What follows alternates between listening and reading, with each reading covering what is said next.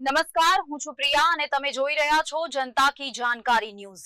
નજર કરીએ આજના સમાચાર ઉપર। સુરત શહેરમાં બીજા દિવસે પણ રિક્ષા ચાલકોની હડતાલ યથાવત।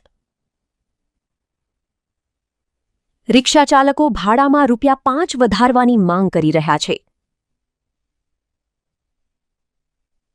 શહેરના અલગ અલગ વિસ્તારોમાં રિક્ષા ચાલકો ભાડા વધારાને લઈને હડતાલ પર ઉતર્યા। ડિંડોલી વિસ્તારમાં મોટી સંખ્યામાં રિક્ષા ચાલકોની હડતાલ। હડતાલના પગલે શાળા, કોલેજ, નોકરીએ જતા લોકો અટવાયા।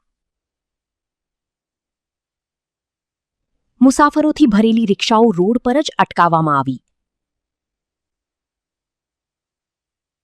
અમુક રિક્ષા ચાલકે હડતાલમાં જોડાતા તેઓનો વિરોધ કરવામાં આવ્યો। પેટ્રોલ, ડીઝલની સાથે સીએનજી ગેસ, ઓઇલના ભાવમાં વધારો નોંધાતા રિક્ષા ચાલકોનો વિરોધ।